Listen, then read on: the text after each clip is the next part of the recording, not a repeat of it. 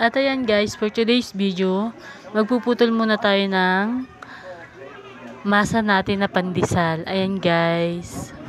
Ayan guys, time na yan ng asawa ko nagmasa ng tinapay. Pero ako talaga yung nagawa ng tinapay dito, ng pandesal. Bali ako na lang yung nagputol. Kaya ayan, kasi nakauwi na yung asawa ko. At siya naman ay tutulong sa paggagawa din ng pandesal doon naman sa Santa Rita sa kanyang pwesto. Nung time na yan kasi guys, busy ako sa paglalaban ng aming tambak na tubal. Kaya ayan, sabi ko siya na lang muna magmasa at ako na lang ang magpuputol. Kaya bali ayan guys, pinapatas ko na lang muna at maya maya naman ay magpuputol ulit tayo ng ginawa nating pandesal.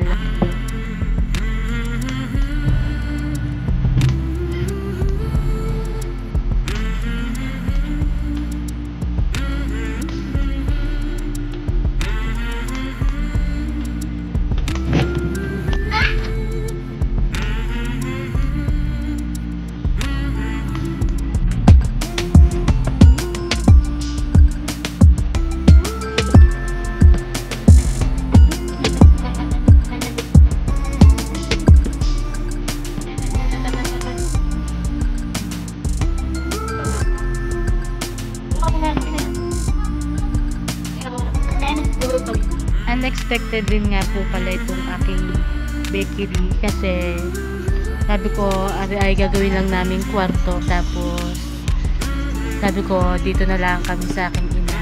Kaya ayan, bali dito nga rin pala naubos yung aking inipon. So kaya ayan guys, panimula namin yung ipon ko para sa aking mga anak. Halos dito naubos lahat talaga, aking pinampuhunan. So kaya pero kahit ganun, thanks God kasi nakapagsimula na ulit kami. At kung papalarin nga guys na ako makaipon-ipon, balak kong itong pataasan para nang sa ganun magluwag-luwag kami. Kasi sobrang sikip talaga dito sa aming pwesto. Pagtiyagaan na nga lang muna. At kahit papaano naman ay okay naman yung takbo ng aking pagbebenta ng pandesal namin dito. So ayan guys. At ayan na nga guys, nagpuputol na ulit tayo.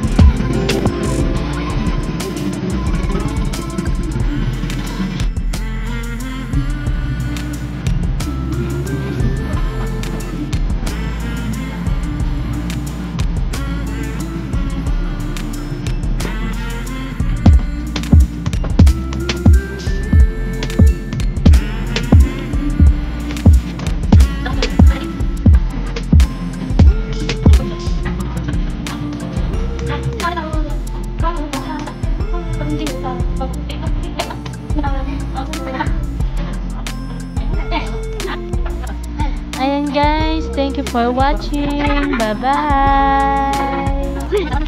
Please subscribe.